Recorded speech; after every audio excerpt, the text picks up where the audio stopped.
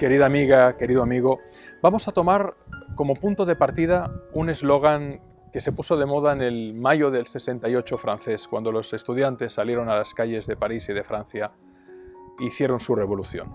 El eslogan decía: seamos realistas, pidamos lo imposible. ¿Tiene sentido esta frase tan proclamada en su momento en carteles, pintadas y manifestaciones? A mi modo de ver, tiene todo el sentido del mundo, ya que esta frase, pedir lo imposible, nos obliga a algo muy interesante, que es replantearnos el significado mismo de esa palabra, de la palabra imposible, que la mayoría de veces te diré que es un prejuicio, una limitación producto de nuestra propia mente. En definitiva, una creencia limitante que nos hace ver el mundo no como es, sino desde las gafas de las limitaciones que impone el miedo mal calibrado, el miedo mal ajustado, mal estimado, muchas veces el miedo sin objeto. En la historia contemporánea podemos encontrar muchísimos casos reveladores de aparentes imposibles que finalmente resultaron no serlo. El artista francés Jean Cocteau decía: lo consiguieron porque no sabían que era imposible. Y esta provocadora frase es en muchas ocasiones muy cierta, ya que muchísimas personas han logrado resultados extraordinarios precisamente porque no se imponen autorrestricciones a priori.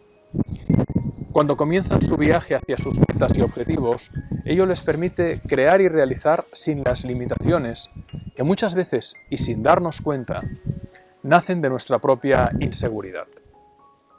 Por lo tanto, eso es lo que distingue al optimista que logra sus objetivos del pesimista, que de alguna manera vive en el lamento muchas veces constante. ¿Cuál es la diferencia entre uno y otro? La capacidad de superar lo que en cada época parecía posible y razonable. Pero vamos a ver algunos imposibles preconizados, por ejemplo, por altos directivos de empresas en su momento, y veréis cómo las falsas creencias limitaron la posibilidad de la realidad que luego se manifestó. Una frase es: el teléfono no puede ser considerado como un medio para comunicarse, es un aparato intrínsecamente sin valor. Lo dijo en el año 1876 un directivo de la compañía Western Union, cubriéndose de gloria. Otra frase de este estilo fue: la radio no tiene valor comercial. ¿Quién pagaría por un mensaje enviado a nadie en particular? Esta afirmación la afirmó en 1920 Robert Sarnoff, presidente de la RCA, una compañía que luego pasó la fama por hacer muchos discos de grandes cantantes. Otro visionario. Tercera frase: ¿quién diablos querrá oír hablar a los actores en el cine? Lo expresó en 1927 Henry Byron Warner, uno de los actores del cine mudo más destacados de su tiempo, que curiosamente luego acabó haciendo películas donde él hablaba y se oía su voz. Otra frase: en el futuro los ordenadores no pesarán más de 1,5 toneladas. Esta previsión, que el tiempo mostró totalmente equivocada y errada, fue publicada en 1945 en la revista Popular Mechanics, y sin duda lo acertaron. Bueno, un ordenador portátil como por ejemplo el MacBook Air pesa apenas 1,3 kg.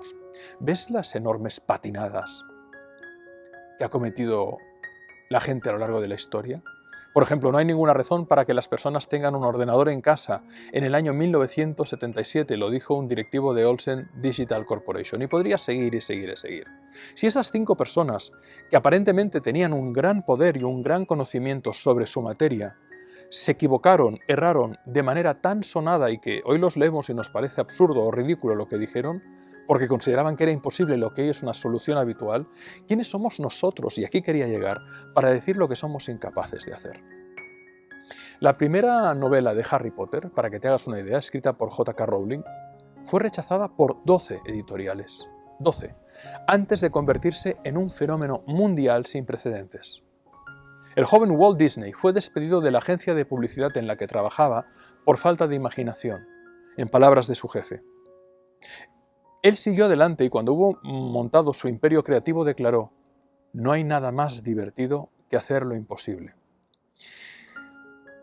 Lo que diferenció de los demás a Rowling, a la autora de Harry Potter, a Walt Disney y a todas estas personas destinadas a cambiar el mundo, es que no creían que hubiera un imposible, no al menos dentro de lo que era su sueño, teniendo en cuenta además sus capacidades.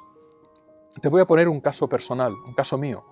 En mi caso, el libro La buena suerte, que coescribí con mi querido amigo Fernando Trías de Bes hace 17 años ahora, y que sigue vendiendo miles y miles de libros al año en muchos países, fue rechazado por 3 editoriales antes de que 2 se interesaran por él. Si hubiéramos desistido a la tercera, mira, una nos ha dicho que no, 2 nos ha dicho que no, 3 nos ha dicho que no, La buena suerte no tendría hoy los más de 5 millones de lectores y lectoras en todo el mundo, ni estaría traducido a más de 52 idiomas a fecha de hoy, ni lo recomendarían terapeutas, coaches, profesores universitarios, profesores de escuela, ni se seguiría regalando en muchísimos países del planeta. Por lo tanto, y seguramente no te estaría hablando aquí ahora, por lo tanto te hablo desde la experiencia, siempre te hablo de la experiencia, de lo que he vivido. El techo de lo imposible está a menudo en nuestra mente. No siempre, pero en ocasiones, ese imposible no tiene sustancia real, y corresponde a cada cual romper ese techo de falsas creencias, de miedos, para ir más allá de nuestras creencias. Si crees profundamente en lo que haces, mejóralo constantemente, fórmate constantemente, persevera, aprende de los errores. Mantén la autocrítica para cuestionarte siempre cómo seguir mejorando. Y sobre todo, sé humilde para saber encajar las críticas constructivas de los demás. Mantén los pies en el suelo, pero la cabeza en las estrellas, en tu anhelo, en tu horizonte, en tu meta. Pero también ten la capacidad de corregir, de aprender, de saber escuchar. En muchas ocasiones nos tragamos las ataduras que nos trasladan los demás. Y cuando dejamos que esas anclas, cadenas o ataduras que nacen de la mente de otras personas, a las que damos crédito pero que no tienen criterio sobre lo que nosotros estamos haciendo, esas ataduras, esos no se puede, no lo vas a lograr, ese absurdo, es ridículo, que te formes, que te prepares, que lo intentes. Esas ataduras pueden llegar a hacernos creer que no hay otra opción que la rendición. Cuestiona por ti misma, por ti mismo y valida si ese es imposible que otro te traslada, habla de sus miedos, de sus envidias, de su falta de experiencia o habla de verdad de ti. Sobre esto resulta muy iluminadora la historia de Jim Hines, que mi buena amiga, la doctora en ciencias físicas, en física cuántica, Sonia Fernández Vidal, explica así en su libro Desayuno con partículas. Cuando se habla de creencias limitadoras y de fronteras psicológicas, a menudo se cita lo que sucedió con la barrera de los 10 segundos en los 100 metros lisos. Ese tiempo, de 10 segundos en 100 metros lisos, se consideraba hasta el año 1968 del todo imposible. Se asumía que ningún ser humano jamás correría los 100 metros por debajo de 10 segundos. Era una verdad absoluta, pero esa verdad sería puesta en evidencia en aquel año por Jim Hines, un afroamericano que asombró al mundo al lograr la marca de 9,95. En una entrevista reveló que su secreto era correr con la mentalidad de que la carrera no termina nunca. ¡Qué maravilla! La carrera no termina nunca. Pero eso no fue lo más sorprendente, teniendo en cuenta que esa barrera se mantuvo a lo largo de 7 décadas, en las que se habían celebrado Olimpiadas, campeonatos del mundo y otros certámenes. Pero una vez él batió el récord, pasaron menos de 9 años para que otro atleta, Silvio Leonard, bajara nuevamente de los 10 segundos, y el tercero fue el conocido y admirado Carl Lewis. Lo hizo 5 años y medio después. Pero un mes y medio más tarde, Calvin Smith batía nuevamente esa marca. ¿Por qué 70 años, 9, 6, 5, un mes y medio? ¿Qué había sucedido? Algo muy sencillo. Al mostrarse que un ser humano podía correr los 100 metros en menos de 10 segundos, los atletas abandonaron la verdad absoluta de que era imposible hacerlo. Y eliminada esa falsa creencia, esa barrera psicológica, fueron batiendo la marca cada vez más a menudo y cada vez con menos distancia de tiempo entre un récord mundial y otro. No lo olvides nunca, el miedo a perder nos hace perder, y no vivimos a la altura de nuestras capacidades, vivimos a la altura de nuestras creencias. En la actualidad es un resultado habitual en cualquier carrera de 100 metros de alto nivel, de máximo nivel, bajar de los 10 segundos por parte de muchos de los atletas. Por lo tanto, además de romper un prejuicio, Jim Hines derribó un muro en la mente de los corredores del futuro. El freno de la imposibilidad se había convertido en el reto de lo posible, ahora sí. Bella reflexión de Sonia Fernández Vidal, querida amiga, que nos da aún más motivos para asumir el lema del 68, del mayo del 68, y decir: Seamos realistas, pidamos lo imposible, pero con los pies en el suelo, y la cabeza en las estrellas.